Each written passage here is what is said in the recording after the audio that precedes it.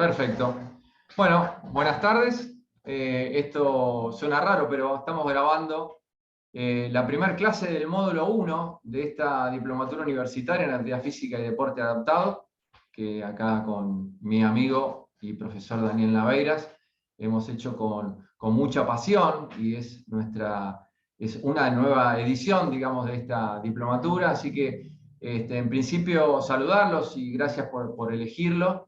Espero que a lo largo de estos 4 módulos puedan llenar un poco algún espacio vacío que quede por ahí con respecto a varios temas que encaramos. Tiene que ver mucho con nuestra experiencia en gestión y con varios temas relacionados con un posicionamiento sobre el tema de discapacidad que nos fue llevando de mucha lectura, de mucho trabajo y de mucho tiempo trabajando en el área, ahí en conjunto con Daniel. Así que esperemos que esta diplomatura le sume.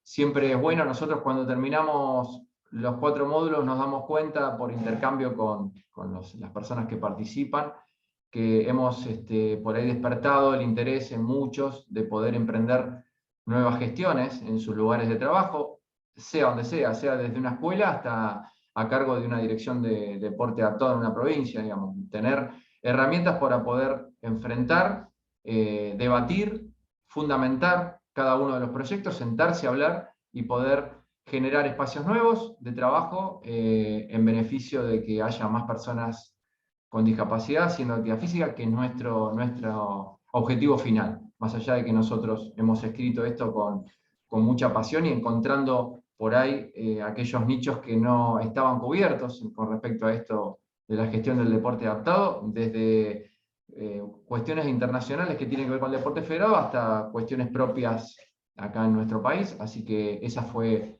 la idea general. Hoy vamos a empezar a ver la primera parte del módulo 1 y van a quedar grabadas las clases, así que van a tener también un espacio que lo vamos a generar dentro de la página. Les comento solamente que en esto participamos Daniel y yo como la parte pedagógica y el armado de la diplomatura, toda la parte técnica. Está Compass Group, que se encarga de todo lo que tiene que ver con la plataforma, y por supuesto el respaldo de la Universidad Atlántica Argentina, que nos habilita a tener este título, esta diplomatura, nos da un respaldo universitario que, bueno, lo que hace es que sea bastante más atractivo también, de que eso solo quede en un curso. Es una diplomatura aprobada, como corresponde, con diplomatura universitaria. Así que, bueno, ya antes de largar, Dani. Sí, bueno, también saludarlos a todos los cursantes, agradecer que nos hayan elegido y también apoyar todo lo que Alejandro dijo y tener en cuenta que nuestro trabajo acá en esta diplomatura es apoyarlos, cualquier duda que tengan, no dejen de comunicarse, y básicamente el punto, un poco lo señaló Alejandro, el punto mediador es la gestión. Creemos que la gestión es fundamental. Si falta gestión, las cosas no llegan, las acciones no llegan, los trabajos no llegan, y ahí es donde se producen los errores y las falencias que terminan de alguna manera quizás frustrando competencias, inicios en el deporte, en el desarrollo del deporte. La gestión es fundamental, por eso nuestra diplomatura toca este tema que es mediador y fundamental para que las cosas lleguen a donde tienen que llegar, las acciones lleguen a donde tienen que llegar, las estrategias lleguen a donde tienen que llegar y cumplan la función que es fundamentalmente a los deportistas o a las personas que tienen que hacer actividad y salir justamente del sedentarismo, ¿no?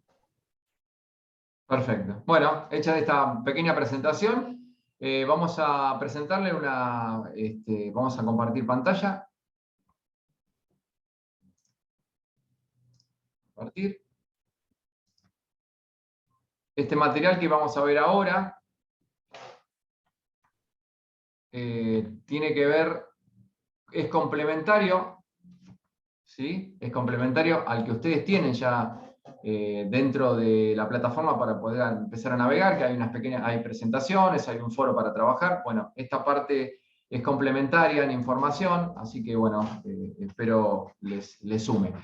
Si nosotros en esta primera pantalla lo que vemos es un montón de personas distintas, hay una diversidad, digamos, humana, con varios sujetos, ¿sí? ¿Qué tienen en común? Nos preguntaríamos si ustedes estuvieran hoy presentes en esta clase y fuera sincrónica. La idea es que ustedes aporten. Por supuesto, los invitamos a que mientras vayan viendo, piensen en cuestiones que todo lo que ustedes están viendo tienen en común. Y algunas las vamos a poner nosotros. Lo que tienen en común es una edad cronológica, un género y una identidad de género, una raza, un lugar de nacimiento, un idioma, que depende de donde haya nacido, un cuerpo, que puede ser distinto entre todos. Evidentemente en la foto, en la imagen que presentamos, hay evidencia de que los cuerpos son distintos. Todos ellos están considerados dentro de lo que en su momento, hace mucho tiempo atrás, en diciembre del año 48, fue la Declaración de los Derechos Humanos. Y hablamos de Declaración de los Derechos Humanos porque no pudo ser un tratado. Había tantos países que participaron como miembros en esto que las Naciones Unidas tomó como propio para tener una guía ideal, orientativa, en lo que tiene que ver con los derechos humanos. No se pudieron poner de acuerdo y no llegó a ser un tratado, sino algo orientativo. En eso de los derechos humanos, que fue del año 48, también se hablaba de la discapacidad desde otro punto de vista.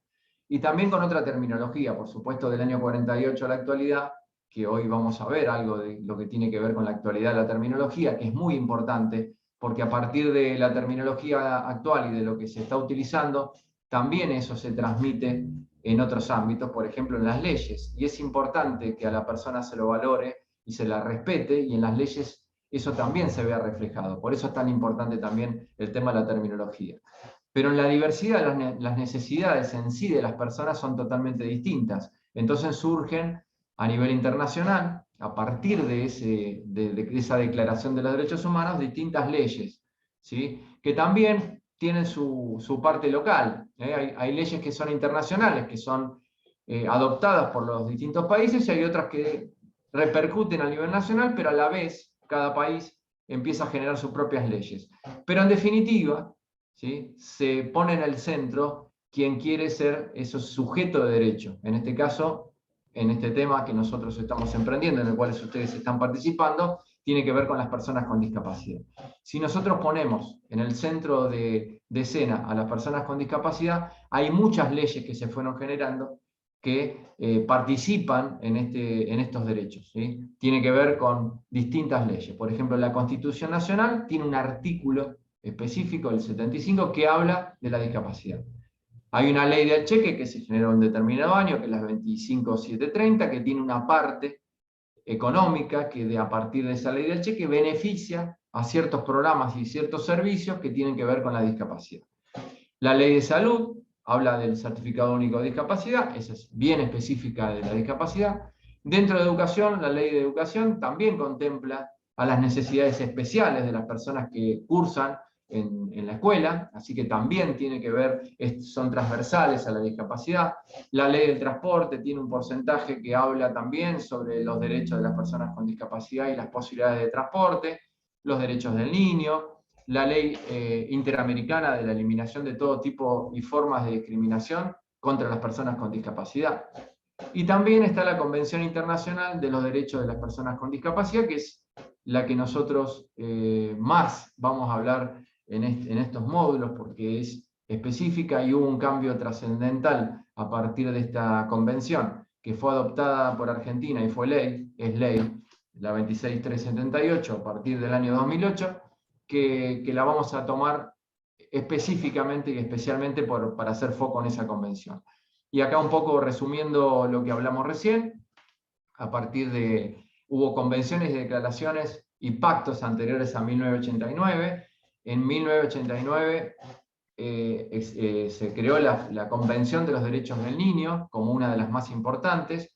En el 2001, no es que nos saltemos en el medio un periodo tan grande, ¿no?, del 89 al 2001, sino que nosotros hacemos foco a las que más vamos a darle importancia. La Asamblea Mundial de la Salud genera dos documentos. El CIF, que es la Clasificación Internacional del Funcionamiento de la Discapacidad y la Salud, que nosotros hoy vamos a explicar algo, y el CIE 10, que es la última versión del CIE, la Clasificación Internacional de las Enfermedades, que no la vamos a explicar porque es una parte que por ahí es solo como información, pero tiene que ver con una especie de catálogo alfanumérico que lo que hace es hacer un nomenclador con cada una de las enfermedades de todo tipo, que lleva un formato y tiene un número y unas claves que puede ser reconocida internacionalmente en cualquier parte del mundo. ¿Por qué es importante? Porque este catálogo, además de ser linkeado con, por ejemplo, el Certificado Único de Discapacidad, donde directamente se pone ese código y cualquier médico que esté asociado a la discapacidad puede leer y saber, por ejemplo, que se está hablando de una epilepsia o cualquier tipo de enfermedad solo por tener el nomenclador. Entonces, en cualquier parte del mundo, a partir de esta clasificación, lo pueden, por eso es tan importante, lo pueden llegar a leer y hablar universalmente de lo mismo. Y por supuesto la Convención Internacional de los Derechos de las Personas con Discapacidad, con su protocolo que fue en el año 2006, y en el 2008, el protocolo facultativo, en diciembre del 2006, y en el 2008, como le contábamos recién, se genera la ley 26378, que es la que le da legalidad, digamos, a esta declaración, de esta convención, que tiene, para que tengan ustedes una idea, el mismo rigor y la misma altura de la Constitución Nacional, pero cuando hay que debatir o definir, está por arriba de la Constitución. Bien, cuando hablábamos recién de la clasificación del CIF, ¿sí? Nosotros, bueno, en este cuadro, que ustedes creo que también sí, lo tienen también en el módulo, pero lo vamos a explicar para que quede bien claro, porque en esto resume un poco lo que tiene que ver con la forma de definirlo, ¿sí? A la discapacidad. Bueno, cuando hablamos de la condición de salud, alteración o enfermedad, hablamos de cuerpo, persona y sociedad.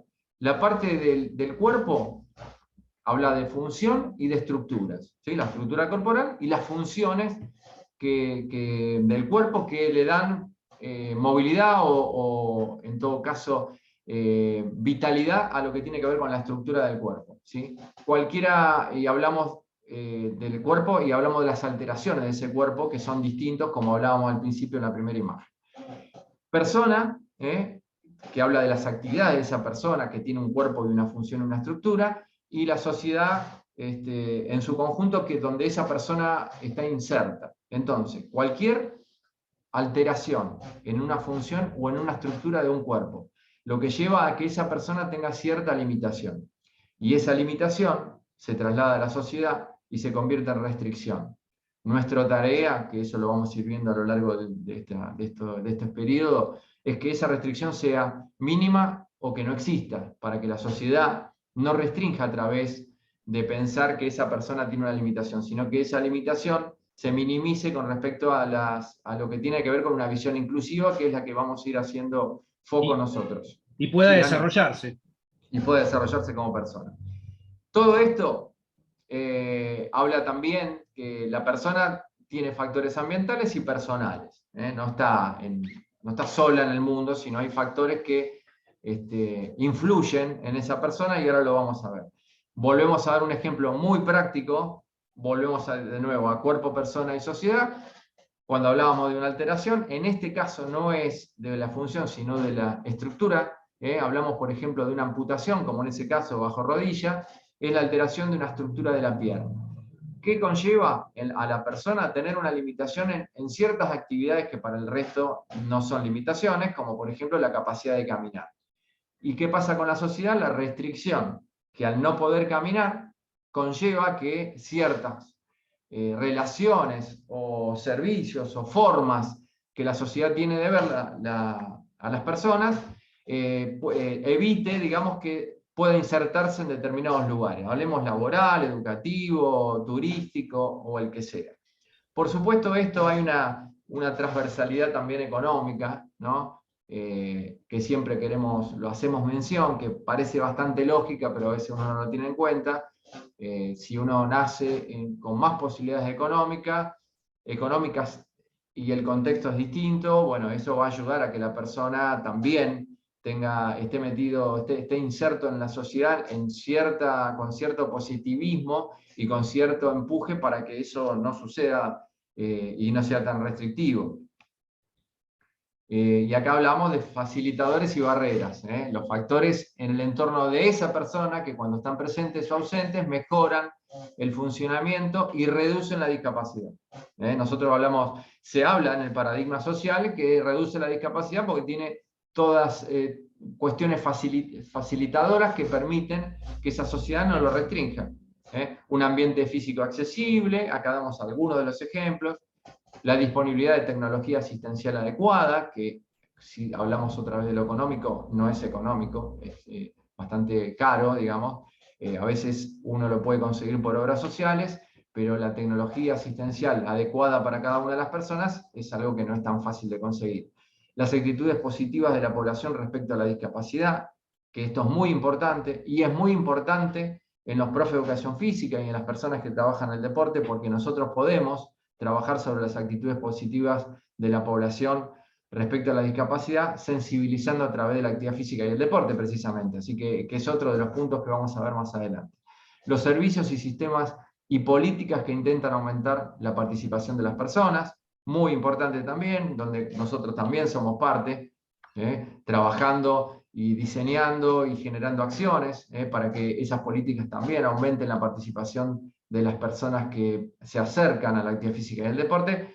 Lo hablamos desde nuestro lugar, ¿no? También esto sucede en el resto, en educación, en turismo, en política, en todo lo que un sujeto tiene derecho a participar. Y complementariamente a lo que tiene que ver con lo que ustedes tienen en las presentaciones que tienen ahí en el módulo, nosotros armamos esto que tiene que ver con una mirada con terminología distinta, que quizás no lo vayan a ver en otro lado, pero que es bastante criterioso, digamos, de ver, que es complementario también a lo que vamos a ver después con Dani, el inicio hoy de la igualdad dinámica, que es una terminología que tampoco está tan, no la van a ver en muchos lados porque es algo que fuimos trabajando y tiene un porqué.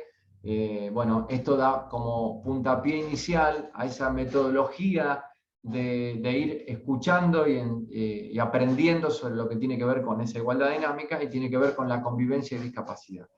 Nosotros hablamos de un espacio global de convivencia, en este caso hay presente 3 áreas muy importantes que están relacionadas, el deporte, el turismo y la educación.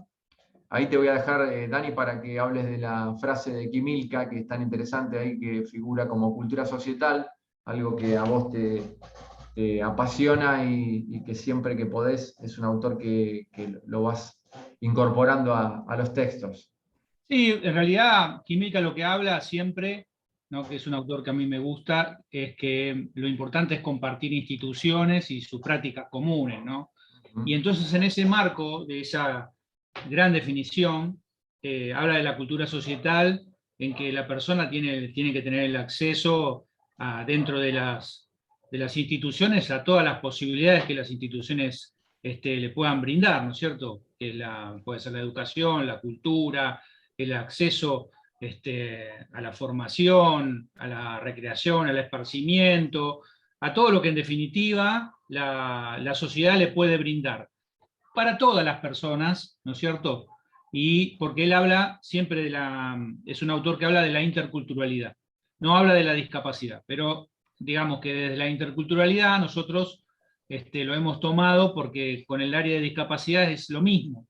Es decir, la persona con discapacidad está dentro de la interculturalidad y por tanto al estar tiene que tener acceso a una cultura societal igual que todas las personas y acceso a todo lo que la institución, cualquier institución le puede brindar, ya sea educativa, como decías vos antes, Ale, laboral, en el ámbito laboral, en el ámbito formativo institucional, ¿no es cierto?, educativo institucional sería, como ser carreras de grado y demás, o mismo en el educativo escolar o secundario, inicial también, que serían los niveles, digamos, de enseñanza, ¿no? Y bueno, también lo recreativo, el entretenimiento, el turismo, todo eso forma parte de la cultura de alguna manera a lo cual se refiere Quimilca, ¿no?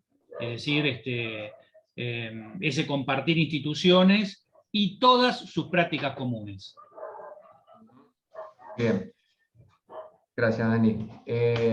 Entonces hablamos de enfoque sobre la convivencia en la diversidad, y fíjense ustedes que donde hacemos foco nosotros, y por ahí es bastante de criterio común, ¿no?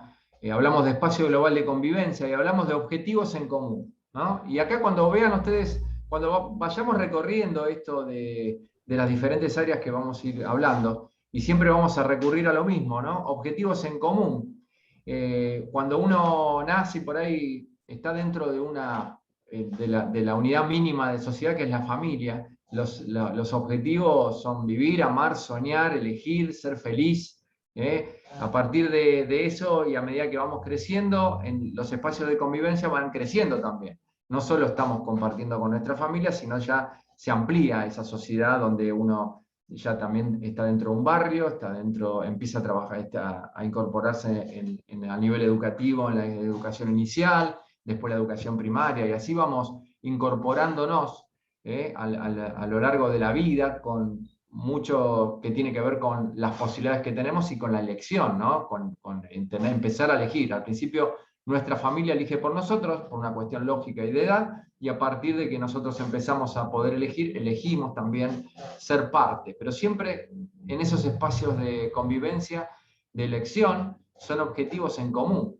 Y acá lo van a ver bien con, por ejemplo, una escuela, ¿no? Si nosotros hablamos netamente de educación, y acá al costadito tenemos siempre el ejemplo de cuerpo, persona y sociedad, de las alteraciones, la limitación y la equidad dentro de la sociedad, lo mismo que veníamos hablando recién. Si uno está dentro de una escuela, dentro de un grado, y dentro del alumnado que podemos llegar a compartir, hay una persona en silla de ruedas, una persona con disminución visual, cualquier discapacidad que tenga, que esté incorporado dentro de esos alumnos, tienen los mismos objetivos: aprender, estudiar, pasar de grado, socializarse, progresar, compartir. Los objetivos en común son los mismos. Quien tiene la obligación de que esos objetivos se cumplan es el lugar que los recibe, la institución educativa en este caso, la escuela, los directores de la escuela, los maestros que van a hacer que ese chico cumpla con ese objetivo. Tenga o no tenga discapacidad. En esto hay una igualdad total de esto. Si nosotros anotamos a nuestro hijo en una escuela, queremos que eso se cumpla, digamos. Lo anotamos con esa premisa de cumplir los objetivos que cumple cualquier otro. Y acá suprimir esas barreras y facilitar el acceso total y el uso equitativo para cumplir con los objetivos en común, por ejemplo en el aula, se incrementa el sentimiento de aceptación y comunidad. Comunidad es tener eso en común. Y para cumplir esos objetivos, respecto por las diferentes habilidades individuales que tiene esa diversidad en un grupo de alumnos, hay que aumentar el valor individual y la autoestima. O sea, que nosotros, la escuela, el profe, la maestra, la directora de ese lugar, de ese espacio educativo, pueda hacer cumplir esos objetivos, es trabajar sobre todo esto. Valorar individualmente a cada uno y que su autoestima crezca con respecto a estas posibilidades. O sea, que todos tienen que tener las mismas posibilidades, volvemos a lo mismo, de cumplir esos objetivos que se proponen, según el ámbito donde estemos. Si pasamos a nivel deportivo, pasando a nuestro ámbito, y acá nosotros en cualquier ámbito, de iniciación deportiva, lo recreativo y social, transición al rendimiento o alto rendimiento. En todos, la persona que elige un deporte lo que quiere es hacerlo lo mejor posible y también divertirse, socializarse, aprender la técnica de ese deporte específico. Si nosotros hablamos desde lo social, y ahí nos metemos un poquito más en algunas definiciones. Si nosotros hablamos, por ejemplo, de deporte inclusivo, que ya van a ver las diferencias de lo que es el deporte adaptado, deporte inclusivo, deporte exclusivo, van a ver por qué se lo llama de esa manera. Si nosotros hablamos del ámbito social, tiende a ser inclusivo porque se comparte personas con y sin discapacidad en el mismo lugar con los mismos objetivos en común. A medida que va desarrollando ese deporte, hay deportes que si nosotros tendemos a lo competitivo y al alto rendimiento, por más que trabajemos en el mismo lugar, seguramente las formas de entrenamiento pasen a ser distintas y diferenciadas por una cuestión lógica. Los lugares de competencia, y las posibilidades de competencia y los tipos de torneos son distintos, ¿sí? Si nosotros, como ejemplo, bueno, ahora se me ocurre el tenis, la Asociación Argentina de Tenis y la Asociación Argentina de Tenis Adaptado son el mismo deporte, juegan al tenis. Hay reglamentos totalmente distintos o hay con algunas modificaciones, y a nivel internacional la persona que compite con el tenis tiene un circuito determinado y la que compite en tenis en silla de ruedas tiene otro circuito determinado. Los dos son el mismo deporte, son categorías distintas. ¿Pueden entrenar entre sí? Sí, determinadas veces sí y otras no, porque son distintos tipos de entrenamiento. Entonces, lo importante acá es respetar. Los objetivos seguramente sean los mismos. Quieren ser los mejores en lo que pueden hacer lo mejor posible en el caso que sea competitivo, y el resto, en lo recreativo, iniciación deportiva, compartir, tener objetivos en común que son más sociales quizás que los que se dedican al tema deportivo de alto rendimiento. Y el otro ejemplo de objetivos en común, que lo podemos ver, por ejemplo, en el turismo, acá está el ejemplo de Cataratas, pero lo podemos ver en cualquier lugar turístico que ustedes imaginen, y ahí les pedimos que hagan un ejercicio en las veces que van a hacer turismo ustedes, por ejemplo, en la costa argentina, en algunos de los lugares, algunas playas, y quizás vean personas. Vamos a dar el ejemplo de silla de rueda, pero pasa con otras discapacidades también. Lo que pasa es que la más visible por ahí es la de silla de rueda. Pueden acceder, si el turismo, si nosotros hablamos de un turismo inclusivo, esa persona en silla de rueda debe disfrutar los mismos lugares y estar en los mismos lugares que cualquiera. Eso es una playa inclusiva. O sea, puede acceder al mar de la mejor manera con su silla, quizás, bueno, tenga que ir en una silla anfibia para ingresar al agua por una cuestión lógica y práctica, pero llegar hasta el lugar de disfrute del agua, llegar a los lugares donde se vende cualquier insumo que tenga que ver con la comida, ir a cualquier lugar sanitario de la misma manera, en forma independiente. No quiere decir que todas las personas en silla de ruedas sean independientes, pero sí que si son independientes pueden hacerlo solas y no tengan que depender de otra persona que los cargue, los lleve y los ponga. O sea, el turismo inclusivo es llegar a los mismos lugares que todos, con los mismos objetivos en común. Me imagino que la persona que está en silla de ruedas quiere ir a disfrutar de la costa y meterse al agua y ir a comprarse lo que quiera en el lugar que quiera y disfrutar de la misma manera que disfrutamos todos. Bueno, ahí esos son los objetivos en común y en eso se tiene que dedicar la sociedad. Porque hoy en día el respeto a todas las personas es que eso se logre. Ya no es una cuestión, es una cuestión de derechos, es una cuestión de obligación de la sociedad de que esto se pueda cumplir. ¿Se cumple?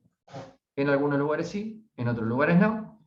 Se tiende a que esto mejore, por supuesto. Hay muchas personas con discapacidad que se empoderan de esto, de la Convención Internacional, y trabajan mucho para esto. Hay otras personas que no tienen discapacidad que también trabajan en esto, trabajando en lo que tiene que ver con transporte adaptado, que los recursos humanos sean especializados para que en cualquier parte, y nos salimos del turismo, el deporte y la educación, en cualquier museo, las personas puedan ir y disfrutar de la cultura de un museo de la misma manera que cualquiera, con las ayudas técnicas necesarias para que esa persona lo pueda hacer.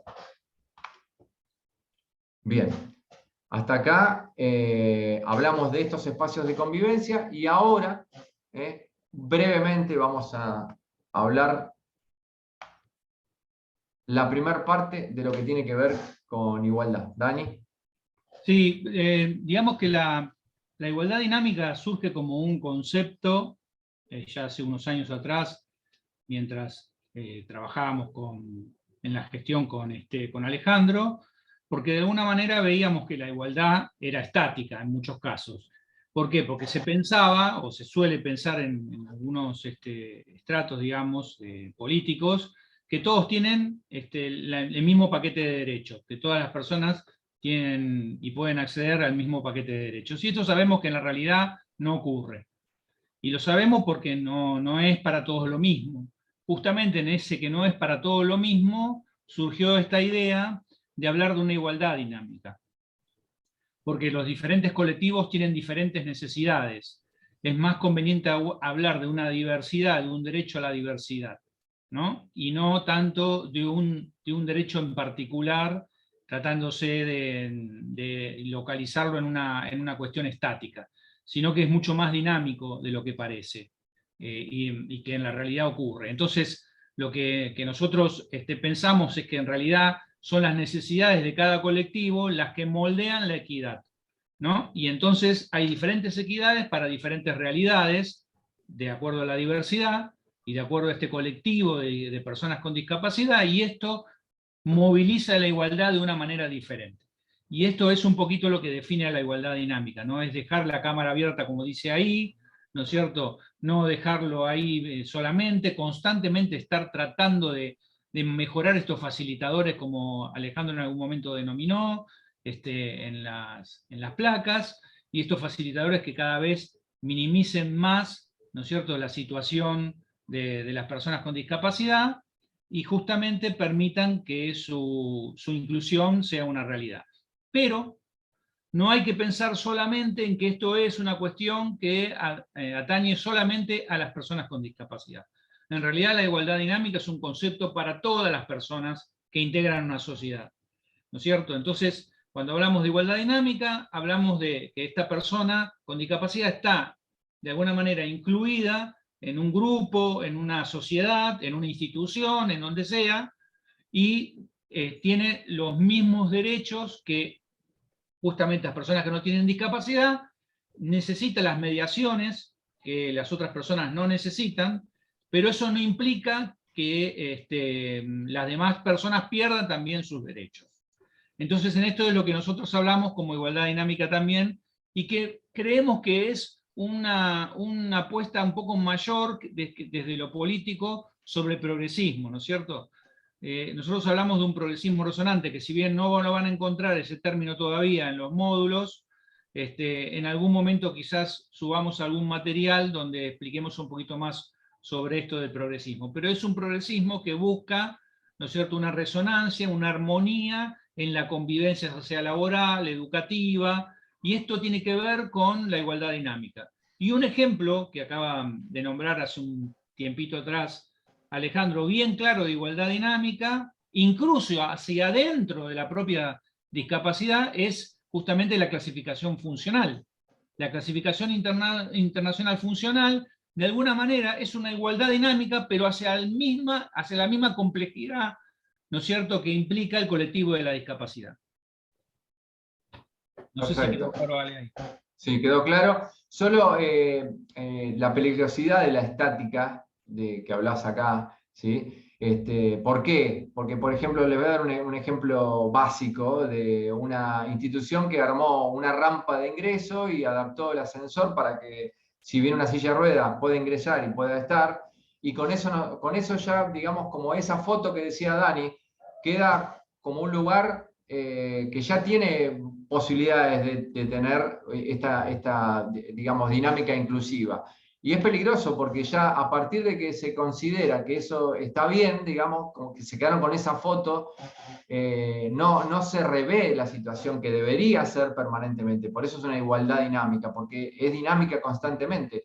Va a depender de los actores, tanto tengan o no tengan discapacidad, y tiene que ser con posibilidades de variación. Eso habla bien de no tener solo algo que después no esté incluido dentro de las políticas, porque si uno ya lo da por hecho que está bien, no lo incluye en las políticas para hacer modificaciones, en el caso que sea necesario, porque esto está en un permanente, para los que son del ambiente de la clasificación funcional, que están participando, en permanente review. Hay que rever la situación, no queda como una situación definitiva. Hoy estamos así, pero puede cambiar. La última placa que vamos a mostrar hoy. Dani, ¿querés aportar algo acá? Bien, no hay problema. Bien. Hablando exactamente de lo mismo, y si uno pudiera tener un mundo ideal, incluyente. Todo por defecto debería ser inclusivo implícitamente sin necesidad de expresarlo. Y ahí la foto es muy clara, hay un vehículo accesible que está marcado, que dice vehículo, encima está mal terminológicamente, vehículos para discapacitados, ¿no? Sería para personas con discapacidad, movilidad reducida, o como se lo quiera determinar. Si uno tiene que poner ese logo para identificar que este colectivo tiene asientos preparados para eso, precisamente está haciendo, no es un lugar inclusivo. El transporte debería ser inclusivo para todos, que todos puedan ingresar, tengan o no tengan discapacidad. Eso ser que sea directamente un lugar accesible, no poner el logo, ni el estacionamiento debería estar marcado para que digan, bueno, acá hay lugar para silla de ruedas. No, todo el mundo debería acceder, sea una persona mayor que tiene dificultades para caminar, una persona en silla de ruedas, una persona que tenga disminución auditiva o visual, o la discapacidad que tenga, o la diversidad en general. Todos puedan acceder de la misma manera, sin ningún tipo de identificación. Eso sería totalmente... Simplemente porque es ciudadano, simplemente porque es ciudadano de la cultura societal, ¿no? Totalmente, sujeto de derecho. No todo lo accesible es incluyente, y con esto cerramos, pero todo lo incluyente debe ser accesible. ¿Sí? Bueno, con esto vamos a dejar de compartir. Vamos a dejar de compartir hoy. Espero que les haya gustado. Este es el módulo 1. Quedamos en la puerta de lo que es igualdad dinámica, que lo vamos a continuar en el segundo video. Así que bueno, gracias. Dani, amigo, adiós. Muy bien. Gracias.